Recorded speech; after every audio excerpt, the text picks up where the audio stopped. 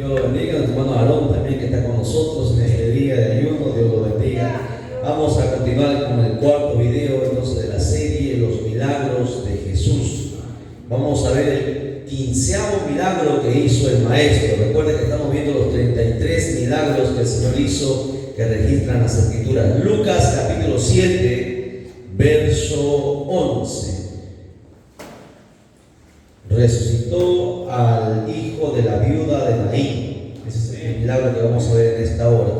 Un milagro de resurrección, porque esos son los milagros. Lucas, capítulo del hermano Lucas, capítulo 7, gloria a Dios, verso 11.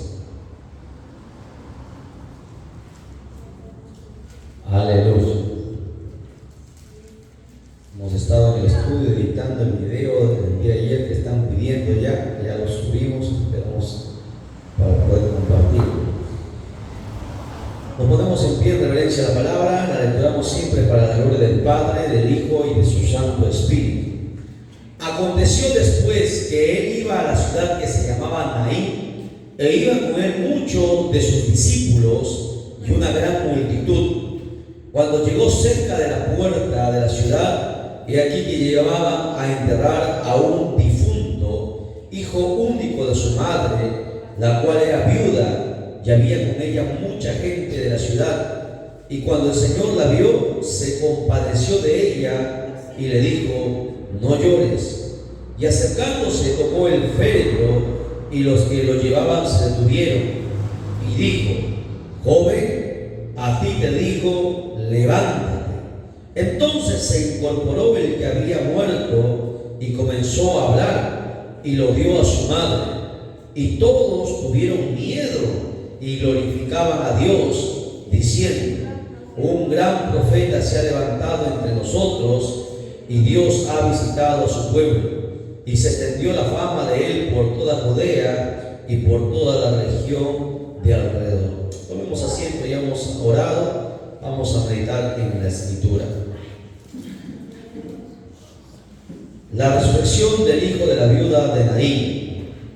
¿Ok? Esta es una historia muy hermosa del cual podemos sacar varias enseñanzas, en el cual el Señor muestra, hermanos, cómo es que Dios, hermano, convierte lo imposible en posible. No hay nada más terrible para la gente de esta tierra que la muerte, porque la muerte lo termina todo. La muerte no respeta a nadie, no respeta ni al pobre, ni al rico, ni al negro, ni al blanco, a nadie, ¿no? Ni a los famosos, ni a los poderosos. Cuando la muerte llega, todo se termina para las personas en esta tierra. Sin embargo, para los que están en Cristo, la muerte, hermano, no es el fin de todo. La muerte solamente, hermanos, es el paso hacia la eternidad. Nosotros entendemos por la Escritura que hay algo más allá después de la muerte. Esta historia nos enseña como punto número 1 que la muerte y la vida se encontraban. Relata la Biblia que, hermanos, que había una mujer que era viuda, había perdido a su esposo y solamente tenía un único hijo, el hijo que lo sostenía. Recuerde que esta mujer ya era una mujer anciana, era viuda, su hijo era el único sostén de su hogar. Y sin embargo tuvo la desdicha o la mala suerte de perder, hermanos, al único ser, hermanos, que podía verla en su vejez, aquel ser que podía sostenerla. Era lo único que esta mujer tenía. Pero sin embargo aconteció que la muerte visitó su casa por segunda vez. Ya había perdido a su esposo y también, hermanos, tendría que perder a su único hijo. Y esto hizo que esta mujer, hermano, cayese en una gran depresión, al punto que toda la ciudad, dice ahí, hermano, que se compadeció de esta mujer y acompañaban en su dolor, porque, hermanos, la condición de ella era prácticamente perdida. Ya no había nadie que podría, hermano, velar por ella, y era tanto el dolor y la desesperación que la gente se compadeció y salían, hermanos, a enterrar a este muchacho que había muerto. Sin embargo, mientras la muerte salía de aquella ciudad para enterrarlo afuera, porque los sepulcros, los cementerios, hermanos, en aquel entonces siempre se encontraban fuera de la ciudad, ya que para los judíos, hermanos, la muerte era algo, hermano, condenable. Tocar a un muerto era, hermanos, algo inmundo, y por eso los cementerios se encontraban lejos de la ciudad. iban saliendo de la muerte entonces de esta ciudad llamada Naín. Pero sin embargo también el contraste de esta historia es que entraba también la vida. Jesús es la vida, Jesús representa la vida, Él es la vida verdadera. Y dice la historia que se encontraron la muerte y la vida. Y usted sabe qué pasó en ese instante. Cuando la muerte y la vida se encuentran, la muerte tiene que salir huyendo. La Biblia dice que Jesús al llegar, hermanos, vio a esta mujer en su dolor, porque Jesús, el Señor, conoce nuestro sentimiento, conoce nuestro dolor más que nosotros mismos, porque Él creó este corazón, Él creó nuestro ser y Él sabe, hermano, nuestra necesidad, nuestro padecimiento. Y dice la Biblia que Él se compadeció de aquella mujer y le dijo: no llores, ¿verdad? Porque imagínense, hermanos, cuál pensamiento habría por esta mujer. Tal vez ella pensó que con eso se terminaría todo, tal vez ya solamente le quedaba también a ella esperar la muerte. Pero Jesús trajo consuelo, como Jesús siempre trae a la vida de cada corazón, a cada hogar, siempre trae un consuelo. Dice la Biblia que Él se acercó hasta el féretro donde estaba este muchacho. Hasta aquel entonces, recuerden que todavía ahí no había habido ningún milagro de resurrección. Fue el primer milagro, porque luego también Él resucitó a Lázaro. Nunca antes se había visto, solamente habían escuchado los judíos de la resurrección, de las dos resurrecciones que había en el Antiguo Testamento. ¿Cuáles son? A ver si se acuerdan. En el Antiguo Testamento hubo dos resurrecciones. ¿Cuáles fueron? O tres, para ser más exacto. ¿Se acuerdan o no se acuerdan? Una de Eliseo. Eliseo, ¿quién resucitó?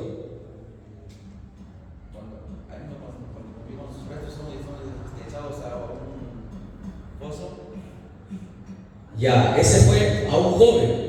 Esa fue la última resurrección en el Antiguo Testamento. Iban a un joven a enterrar y vinieron a bandidos a asaltar a la gente que iba a enterrar. Botaron el féretro, cayó, dice la Biblia, el cuerpo en donde estaba el sepulcro de Eliseo, y el joven volvió a la vida. Esa fue una resurrección. ¿Cuáles eran las otras dos? No han leído la Biblia, ¿ven? En el Antiguo Testamento hubo tres resurrecciones. ¿Se acuerdan? La primera resurrección en el Antiguo Testamento fue con Elías. Recuerda que Elías, hermanos, había un niño que había muerto, y Elías fue, dice la Biblia, que se acostó sobre el niño y sopló sobre el niño, y en la primera no, hermano, volvió en vida, y nuevamente Elías siguió orando y volvió a acostarse sobre el niño, sopló y el niño volvió a la vida. La primera resurrección. La segunda resurrección la hizo también Eliseo cuando estaba en vida. La Biblia dice que había una mujer, hermano, importante, no se dice el nombre de la mujer, pero se dice que era importante, que era una mujer estéril. Pero sin embargo, como ella siempre hacía bienes al siervo de Dios, cuando el siervo de Dios pasaba, ella dejaba comida en su casa, había elaborado una casa para que él quedase ahí con su siervo Jesse, cuando pasaban y cuando venían, y siempre atendía. Y Eliseo le preguntó a Jesse: ¿qué puedo hacer por esta mujer? Bueno, la mujer no tiene todo, porque es una mujer importante, es hijo de una persona que tiene mucho dinero, pero sin embargo ella no puede tener hijos. Y el profeta fue y le dijo: el año que viene, por esta fecha, abrazarás en tu seno a un hijo. Y la mujer, hermano, no lo creyó, pero resulta que dice la Biblia que al otro año la mujer ya tenía su hijo, había quedado embarazada de su esposo y tuvo su hijo. Y el niño creció cerca de 4 años. El niño estaba corriendo, jugaba con su mamá, con su papá, y resulta, dice la Biblia, que el niño de la nada se desvaneció y murió en los brazos de esta mujer. La mujer, dice el hermano, que fue a pedirle permiso a su esposo que le dé un caballo para que vaya a ver al profeta. No le dijo que su hijo había muerto, sin embargo ella pidió el caballo y fue a ver al profeta, y el profeta no sabía que el niño había muerto, porque Dios no le había, hermanos, no le había avisado. Pero sin embargo él veía un gran dolor en la mujer, y la mujer empezó a decir: ¿pedí acaso yo un hijo para que ahora mi hijo me sea arrancado? Entonces el profeta fue a orar por el niño, y dice la Biblia que el niño volvió a la vida, su espíritu volvió nuevamente al cuerpo de este niño y volvió a la vida. O sea, 3 resurrecciones hubo en el Antiguo Testamento. Nunca más se levantó profeta. Recuerden, ¿y por qué Eliseo hizo 2 resurrecciones? La doble unción. Eliseo pidió la doble unción de Elías. ¿Se acuerdan? Elías resucitó un muerto, Eliseo resucitó 2 muertos. Nunca más se levantó un profeta que haga esta señal, porque todas las señales son fáciles a comparación de la muerte. ¿Quién puede traer a alguien nuevamente de la muerte? Nadie. Pero sin embargo Dios honró a estos profetas. Entonces el tiempo pasó, miles de años, y nunca se había escuchado de tal hazaña, hasta que halló, hermanos, esta escena donde se encuentra este joven que había muerto. Jesús, dice la Biblia, que se compadeció de ella, se acercó al féretro, lo tocó y simplemente le dijo al joven: joven, a ti te digo, levántate. En esa frase, en ese instante, el espíritu de este joven, el alma y el espíritu, porque recuerden, cuando una persona muere, el alma y el espíritu salen del cuerpo.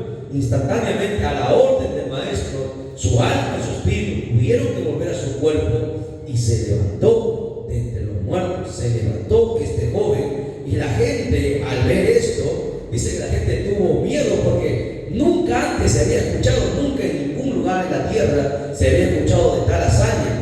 Pero la gente, aún en la dureza de su corazón, no creyeron que esto era una señal de Dios. Simplemente dijeron: un gran profeta. Tuvieron a Jesús como profeta. La mayoría de ellos, la mitad de los judíos tuvieron a Jesús como profeta. La otra mitad no quería reconocer a Jesús ni como profeta siquiera. Pero Jesús era más que profeta. Jesús era el Hijo de Dios. Nunca se había hecho tal hazaña, y la Biblia dice que estos dijeron: Dios ha visitado a su pueblo. Se ha acordado de esta ciudad de Naín, donde todo era una ciudad, hermano, bien olvidada en ese tiempo. Nadie se acordaba de esta ciudad, una ciudad bien pobre. Sin embargo, la gente, al ver estas señales de milagro, dijo: Dios se ha acordado de nosotros. Recuerde que antes que Jesús naciese, hubo un periodo llamado el periodo del silencio. 400 años donde nunca se había, hermanos, acontecido ni profeta, ni milagro, ni señal. A causa del pecado de los judíos, Dios se había alejado de su pueblo. Nunca se había levantado profetas, hasta Juan el Bautista, que se levantó. Por lo tanto, hubo un silencio enorme. La gente ya había olvidado, habían muerto sus padres, habían muerto los abuelos. Esa generación de Jesús, en la cual nació, nunca había escuchado de tal hazaña, de hacer una hazaña como esa. Pero sin embargo, cuando la gente vio esto, porque a la gente no le contaron, la gente vio esta señal, la gente dijo: Dios se ha acordado de su pueblo. Dios ha visitado nuevamente al pueblo, porque ¿quién puede dar vida? Solamente Dios. Es el único que puede hacer retroceder la muerte, recordando que Jesús dijo: yo soy la resurrección y la vida, y el que cree en mí, aunque esté muerto, vivirá. Amén. Entonces, esta es una historia fascinante del milagro que hizo Jesús. Trajo a la vida no solamente a una persona. Jesús resucitó no solamente a la viuda de Naín. ¿A quién más resucitó? ¿Cuántas resurrecciones hizo Jesús? A ver, Naín, ¿quién más? Lázaro. A Jairo no lo resucitó. A la hija de Jairo. 3. ¿Ok? A ver. Elías 1, Eliseo 2, Jesucristo 3. Pero mentira, Jesucristo no hizo 3 resurrecciones. Jesucristo hizo más. Vamos a demostrar por la Biblia. La Biblia dice que cuando Jesús se levantó de entre los muertos, se levantaron 500, resucitaron. ¿Lo ha leído o no lo ha leído? Se levantaron de entre los muertos. O sea, es que con Jesús no hay comparación. No hay hombre que haya hecho las cosas hasta de muerto. Jesús hizo señales. ¿Ok? Vamos a continuar viendo las otras señales. En Mateo capítulo 9, verso 27. 16avo milagro de Jesús.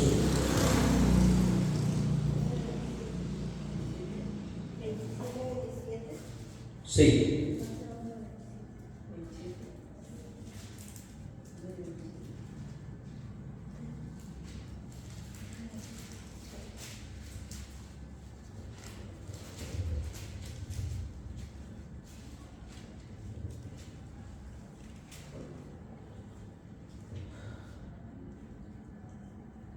Amén.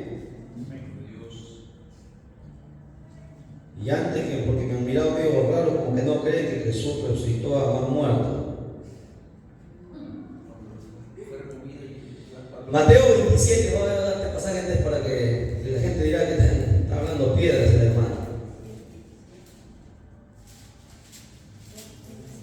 Mateo 27, 52.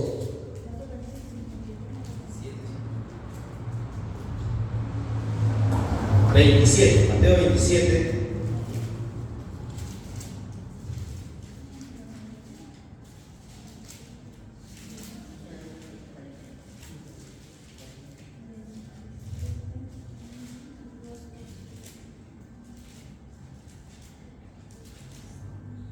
¿Lo tiene?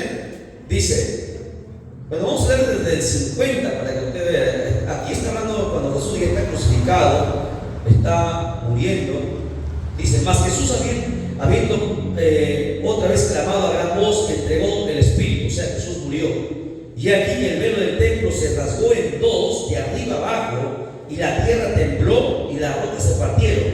Y, verso 52, se abrieron los sepulcros y muchos cuerpos de santos que habían dormido, o sea, estaban muertos. ¿Qué pasó? Se levantaron. Y saliendo de los sepulcros, después de la resurrección de él, vinieron a la santa ciudad y aparecieron a muchos. ¿Cuántos resucitó Jesús? Un montón, ¿sí o no? Un montón de gente. No solamente hizo 3 resurrecciones, sino que aún en su muerte se levantaron los muertos, imagínense. Y aún así los judíos no creyeron.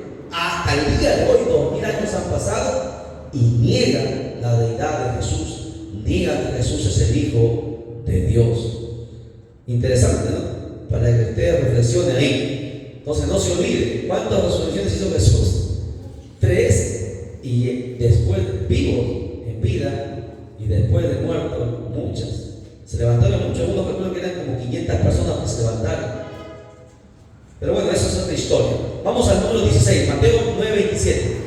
Mateo 9:27, rápido.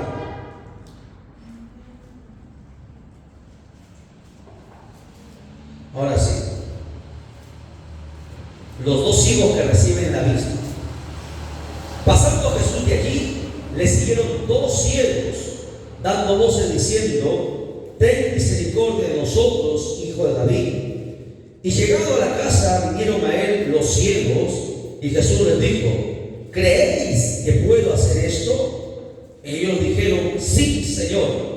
La primera pregunta, ¿creéis? ¿Ok? Fe. Entonces les tocó los ojos diciendo: conforme a vuestra fe os sea hecho. Y los ojos de ellos fueron abiertos, y Jesús les encargó rigurosamente diciendo: mirad, que nadie os sepa. Pero salidos ellos divulgaban la fama de él por toda aquella tierra. Vamos a estudiar el milagro de estos 2 ciegos. Dice la Biblia que para empezar, que estos 2 ciegos, dice que empezaron a seguir a Jesús. ¿Cómo? Dando voces diciendo: ten misericordia de nosotros. Punto número 1, siguieron al maestro cuando el maestro empezó a pasar por ese lugar, ¿no? El alboroto era grande, ellos escucharon, empezaron a seguir. La Biblia dice que este es distinto a lo que Bartimeo hizo. Bartimeo no se levantó, pero ellos sí, ellos se levantaron y empezaron a seguir a Jesús. Imagínense, nadie quería atender a estos ciegos. Tal vez se tropezaron, tal vez cayeron, tal vez la gente les pisó, porque la multitud se amontonaba cuando Jesús pasaba. Pero ellos, dice la Biblia, que siguieron al maestro y empezaron a gritar. Punto número 2. Punto número 1, empezaron a seguirle, a pesar de su condición, a pesar de su limitación, a pesar de su obstáculo, a pesar de su problema, empezaron a seguir a Jesús. 1. 2, pidieron misericordia, clamaron misericordia, apelaron al atributo de Dios grande que Él tiene, misericordia, que es infinita, y dijeron: ten misericordia de nosotros. Dice la Biblia que llegando a casa vinieron a él los ciegos, y Jesús les dijo: creed ¿Crees? Como Dios nos pregunta siempre, ¿crees? Muchos decimos sí, pero si no recibimos es porque no hemos creído, nuestra fe no ha sido lo suficiente. Pero la fe de ellos sí fue suficiente, porque al ellos decir que sí creen, entonces Jesús le dijo, conforme a vuestra fe os sea hecho. O sea que su fe de ellos realmente no era solamente una fe de palabras, sino era una fe de hechos. ¿Por qué? Porque ellos no tenían prácticamente todo perdido, no tenían nada que perder. Se depositaron y confiaron fervientemente en Él, y esa fe que ellos activaron hizo que, hermanos, el milagro ocurriese. Por eso Jesús dijo, conforme a vuestra fe os sea hecho. Al decir estas palabras, los ojos de ellos se abrieron. Ese es el milagro siempre. Recuerden, todo milagro actúa bajo la fe. Sin la fe uno no puede alcanzar un milagro. Por eso cada vez que nosotros tengamos que pedir algo y no veamos el resultado, es porque nuestra fe no ha llegado a la altura que debe llegar para que el milagro ocurra. Todo milagro se basa en la fe. La fe, recuerden, ya hemos dicho en la sesión anterior, para llegar a ese nivel, a esa altura, a esa estatura de la fe que Dios demanda, necesitamos escudriñar bien la Escritura. Y vuelve a decir esta historia, ¿no? Jesús siempre en su humildad diciendo, mira que nadie lo sepa, no le digan a nadie, no le digan a nadie, para que, hermano, mostrando su humildad, mostrando su sencillez. Pero sin embargo, ellos hicieron todo lo contrario y empezaron a divulgar, hermano, la señal grande que había hecho Jesús. Estaban dos, eran todos ciegos, por lo tanto nadie podía negar que Dios había hecho un milagro, hermanos, a través de Jesús. 17º milagro, Mateo 9:32. Jesús sana a un hombre mudo y endemoniado. Mateo 9:32.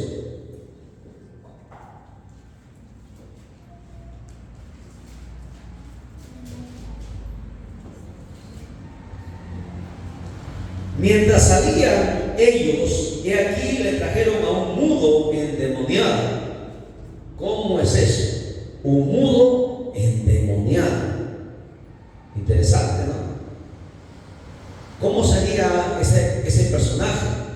Porque recuerde que los demonios a veces no hacen, empiezan a hablar a través de las personas, pero en este caso este personaje era una persona muda. O sea, el demonio tenía atrofiadas sus cuerdas vocales para que esta persona no pueda hablar. Y dice la Biblia que, y echando fuera el demonio, el mudo habló. No dice, aquí no dice, hermanos, que echó fuera el demonio y luego sanó de la mudez, sino que dice que echó el demonio, inmediatamente empezó a hablar el mudo. O sea, indica que este demonio había tenido control de sus cuerdas vocales para que no le dejase hablar.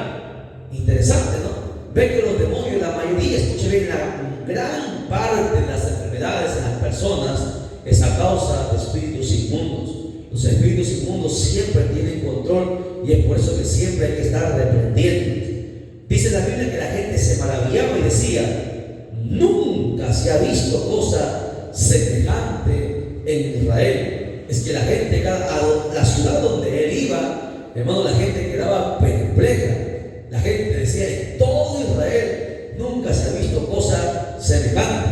Pero sin embargo, como siempre el diablo se mete, los fariseos decían, por el príncipe de los demonios, echa fuera los demonios. ¿Sabe cómo se llama el príncipe de los demonios?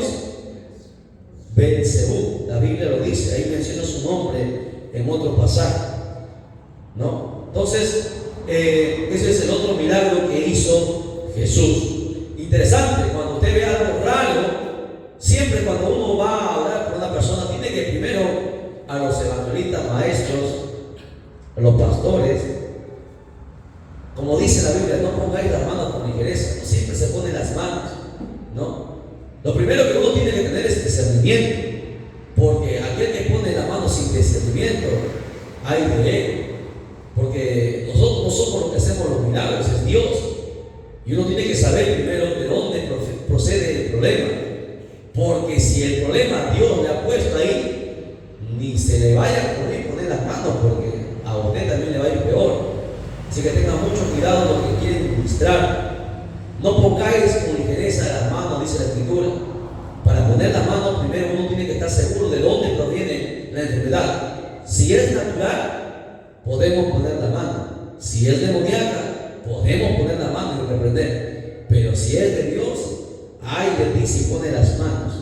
Por eso mucho cuidado. Entonces lo que hace un siervo primero diciendo, el Espíritu Santo tiene que dar un testimonio para poder orar. No siempre se pone las manos. Bien, pasamos. Número 18. La sanación de un paralítico. San Juan 5:1. San Juan 5:1.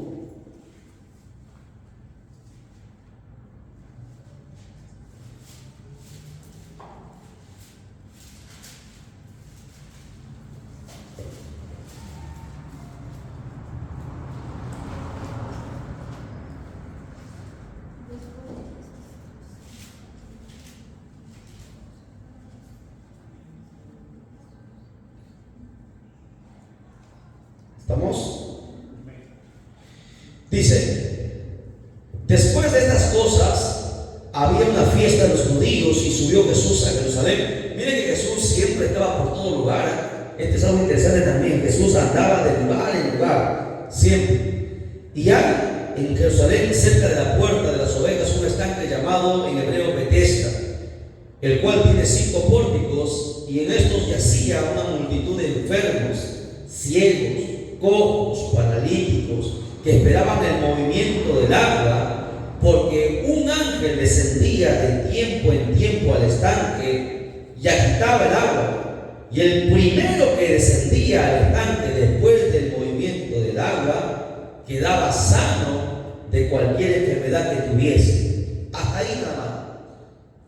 Mira, a pesar que los judíos se habían olvidado de Dios, Dios, en su infinita misericordia, de tiempo en tiempo hacía un milagro a una persona, mandaba a un ángel para que moviese las aguas, y la gente sanaba. La gente esperaba ahí días, semanas, meses y a veces años, pero algunos se cansaban y se iban, no porque tenían cosas que hacer, porque solamente el milagro era para la primera persona que entraba a las aguas. Solamente él era el que alcanzaba su milagro. Era la misericordia de Dios extendiéndose todavía, a pesar que los judíos se habían olvidado de su Dios. Dios todavía seguía haciendo señales, y eso muestra la gran misericordia y el amor que Dios tiene todavía por la gente perdida. Sin embargo, la Biblia sigue diciendo en el verso 5, ya había allí un hombre que hacía 38 años que estaba enfermo. 38 años es toda una vida prácticamente se le había ido con su enfermedad. Cuando Jesús lo vio acostado y supo que llevaba ya mucho tiempo así, le dijo, ¿quieres ser sano? Y aquí está algo importante. Jesús siempre, Dios siempre pregunta qué quiere que Él haga con nosotros. Como Jesús le dijo también a Bartimeo, ¿qué quieres que te haga? La pregunta es, ¿acaso Dios no sabe? Dios lo sabe, pero Él nos ha dejado a nosotros algo llamado el libre albedrío. Somos nosotros los que tenemos que decirle a Él qué es lo que nosotros queremos, ¿verdad? Por eso que Jesús le hace esta pregunta, ¿quieres ser sano? Le responde el hombre, le dice, Señor, le respondió el enfermo, no tengo quien me meta en el estanque cuando se agite el agua, y entre tanto que yo voy, otro desciende antes que yo. Mira, ¿cuánto tiempo había pasado? ¿Cuánto tiempo? 38 años. Pero nadie sabía en qué momento las aguas se iban a agitar. Pero la gente aún así seguía esperando, esperaba por días, esperaba ahí, esperando su milagro. Este hombre había pasado 38 años y prácticamente había perdido la esperanza, pero seguía ahí, ¿no? La gente, él era paralítico, no podía moverse. La demás gente podía correr, ¿no? A aventarse antes que él. Pero sin embargo, Jesús en el verso 8 le responde, levántate, toma tu lecho y anda. Y al instante aquel hombre fue sanado y tomó su lecho y anduvo. Hasta ahí hay un punto.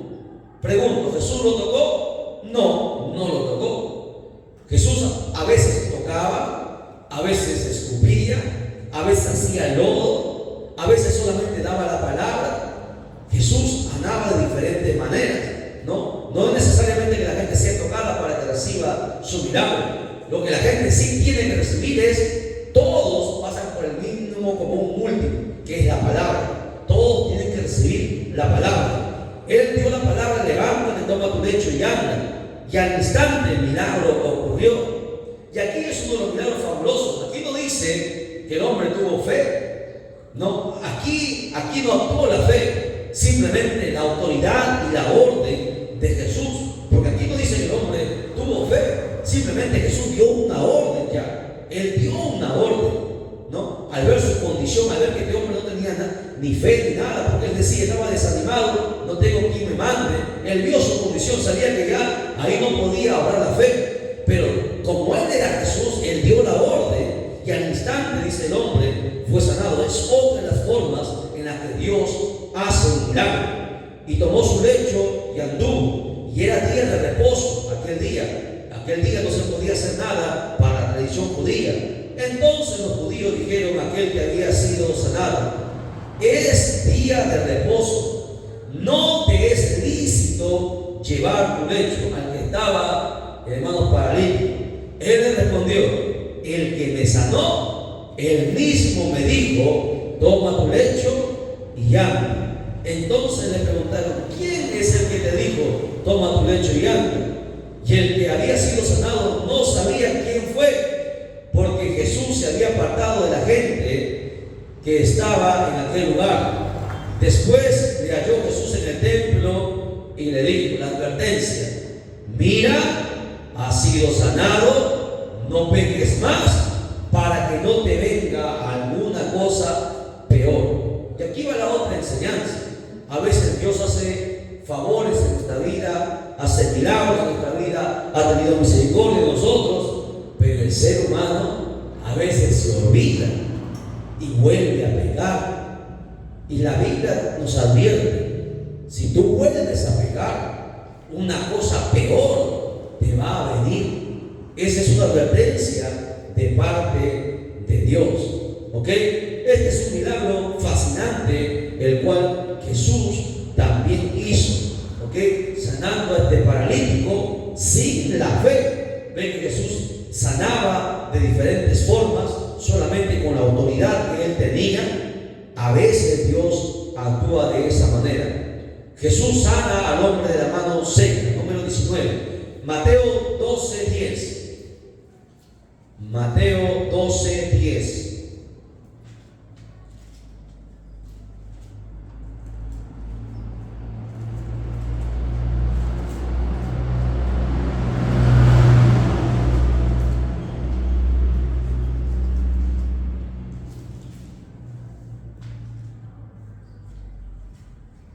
Desde el 9 lo vamos a lecturar, ¿ya? El hombre de la mano seca. A eso se lo conocía como los tullidos. Usted ha visto gente que tiene su mano así, que no lo puede mover. Hasta el día de hoy todavía sigue eso. Es una maldición. Dice: pasando de allí, vino a la sinagoga de ellos, al templo. Jesús también estaba siempre en el templo. Jesús iba al templo. Y hoy los cristianos que dicen ser sus seguidores no van al templo. De vez en cuando, 2-3 veces por semana, ¿no? Se turnan para venir, viene uno y no viene el otro. Pero Jesús siempre iba a la sinagoga, siendo Jesús, siendo Jesús. Eso es algo que los cristianos no han visto. Jesús mismo iba a la sinagoga. Dice: y aquí que había allí uno que tenía seca una mano.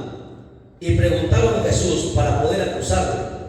Los fariseos: ¿es lícito sanar en el día de reposo? Él les dijo: ¿qué hombre habrá de vosotros que tenga una oveja, y si ésta cayese en un hoyo en el día de reposo, no le echa mano y la levante? Pues cuánto más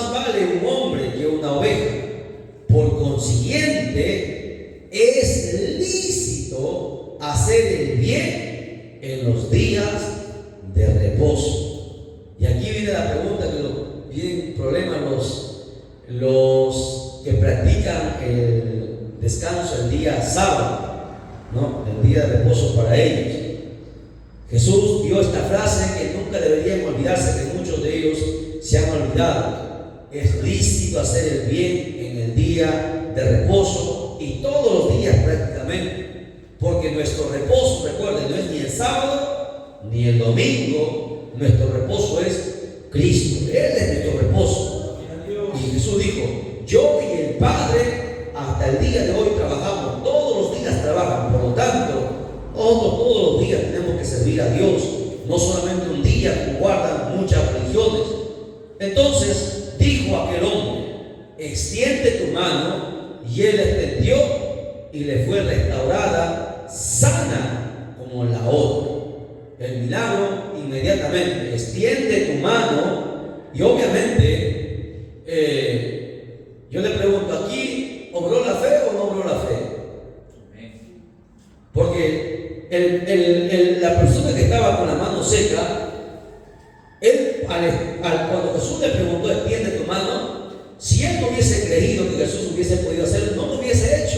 No, sería una vergüenza. Imagínense, de repente en su mente iba el pensamiento que los demás se iban a burlar, y si no ocurre el milagro, la gente se iba a burlar. Pero sin embargo, a lo que Jesús le mandó, él lo hizo.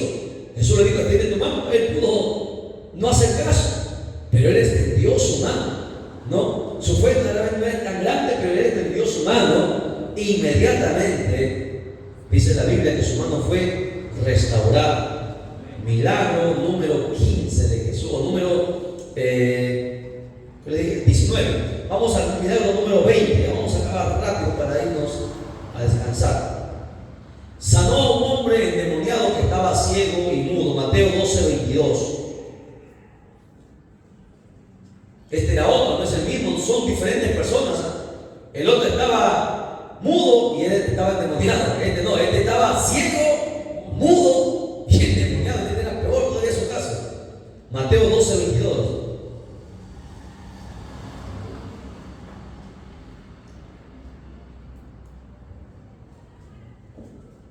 Entonces fue traído a él un endemoniado, ciego y mudo.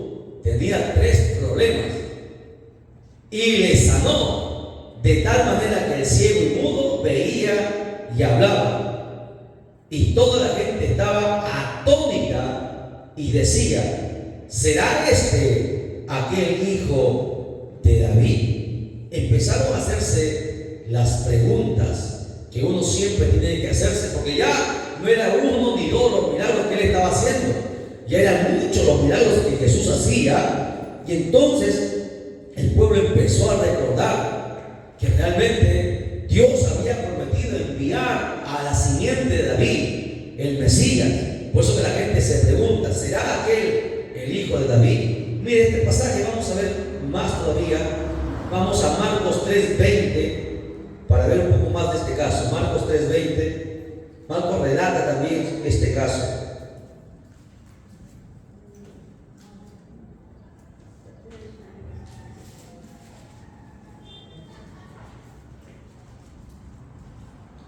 Sí, Marcos 3:20. Rápido, que nos falta todavía, estamos en el número 20, faltan 13 milagros.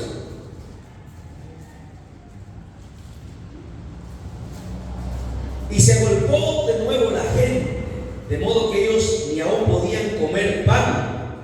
Imagínense que tanta gente había. Cuando lo oyeron los suyos, vinieron para prenderle, porque decían: está fuera de sí. Pero los escribas que habían venido a Jerusalén decían que tenía a Beelzebú. ¿Ve? El nombre de...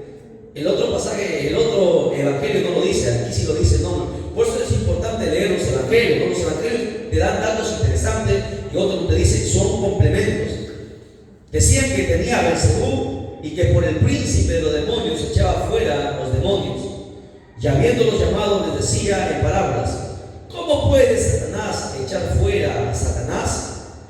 Si un reino está dividido contra sí mismo, tal reino no puede prevalecer. Y si una casa está dividida contra sí misma, tal casa no puede permanecer. Y si Satanás se levanta contra sí mismo y se divide, no puede permanecer, sino que ha llegado su fin. Usted sabía que el reino de Satanás no, hermanos, sabe el principio que si hay peleas no puede prevalecer su reino, pero sin embargo, hermanos, en la tierra eso sí ocurre. El diablo empieza a dividir, a partir, porque sabe que en la desunión, en la división, está la victoria del diablo. Satanás sabe este principio, por eso dice: un reino dividido contra sí mismo no puede permanecer. Por eso que el reino de las tinieblas trabaja siempre en armonía, los brujos siempre, no hay una jerarquía, demonios, principados, potestades, y trabajan todos bajo un mismo objetivo, que es el tumbar a los cristianos. Sin embargo, los cristianos en este tiempo no lo saben. Es más, Jesús sigue añadiendo, dice: ninguno puede entrar en la casa de un hombre fuerte y saquear sus bienes si antes no le ata, y entonces podrá saquear su casa. Esto es lo que yo les venía diciendo acerca de cuando ustedes van a predicar a alguien. La gente está llena de demonios, y para que la gente le escuche, primero tienen, como dice ahí, atar al hombre fuerte. ¿Quién es el hombre fuerte? El hombre fuerte es aquel demonio que controla la vida de una persona. Recuerde que en un cuerpo de una persona no solamente existen demonios haciendo lo que ellos quieren, existe una jerarquía llamado el hombre fuerte, encargado de ordenar a los demonios y de distribuirlos en los cuerpos de las personas para que hagan muchas cosas. Este hombre fuerte es el que Jesús dice: primero hay que atarlo para luego poder saquear la casa. ¿De qué está hablando Jesús? Está hablando en el ambiente espiritual. Está diciendo que tú no puedes echar fuera los demonios mientras primero no mates al hombre fuerte. Una vez que el hombre fuerte que comanda dentro del cuerpo de la persona es atado, recién puede saquear su casa, o sea, botar, echar fuera los demonios que han entrado. De cierto os digo que todos los pecados serán perdonados a los hijos de los hombres, y la blasfemia, cualquiera que sea. Pero cualquiera que blasfeme contra el Espíritu Santo no tiene jamás perdón, sino que es reo de juicio eterno, porque ellos habían dicho que tiene espíritu inmundo. Aquí Jesús está haciendo referencia, cuando uno habla de un milagro que el Espíritu Santo está haciendo y uno dice que no es el Espíritu Santo, a eso se constituye blasfemia.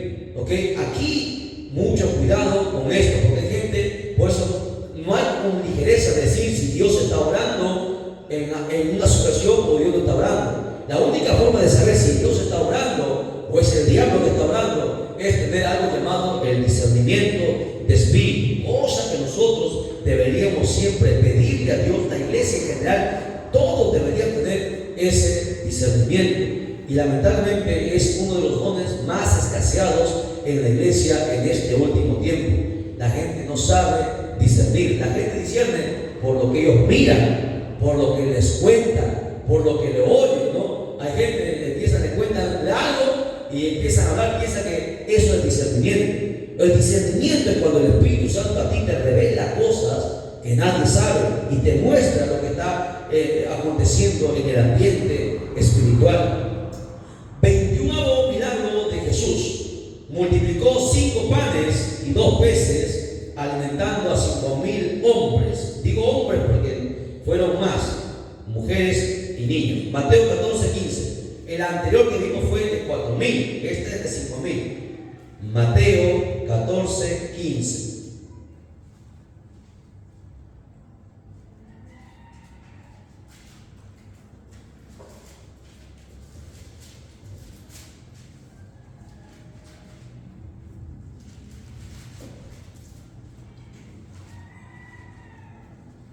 ¿Estamos? Si leemos desde el 13, para que usted vea, dice: oyendo Jesús se apartó de allí a una barca, a un lugar desierto, y apartado, cuando la gente lo oyó, es que como Jesús a veces escapaba porque quería estar solo con el Padre, pero la gente dice, le siguió a pie. Jesús iba en la barca y la gente no le importó, empezaban a pie a rodear, hermanos, la ribera hasta encontrar, dice, desde las ciudades, no dice ciudad, desde las ciudades venían a buscar a Jesús. Y saliendo Jesús vio una gran multitud y tuvo compasión de ellos, y Y dice, y sanó a los que de ellos estaban enfermos. ¿Cuántas sanidades hizo ahí? Un montón, supongo. Y cuando anochecía, se acercó a él sus discípulos diciendo, el lugar es desierto y la hora ya pasada. Despide a la multitud para que vayan por las aldeas y compren de comer. Jesús les dijo, no tienen necesidad de irse, dadles vosotros de comer. Y ellos dijeron, no tenemos aquí 5 panes y 2 peces. Era menor de lo que tenían la vez pasada. Él les dijo, traédmelos acá. Entonces mandó que la gente recostase sobre la hierba, y tomando los 5 panes y los 2 peces, levantando los ojos al cielo. Recuerden que la bendición viene del cielo. Nuevamente dice la palabrita mágica, bendijo.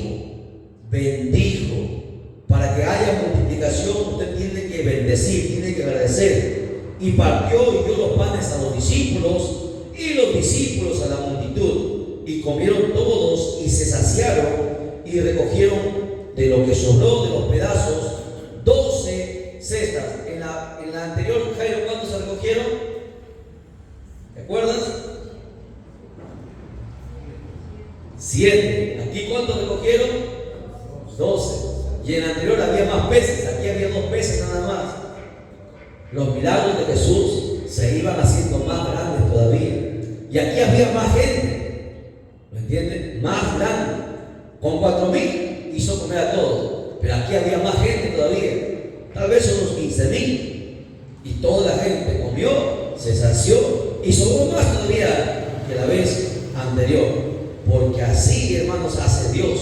Multiplica todas las cosas. ¿Ok?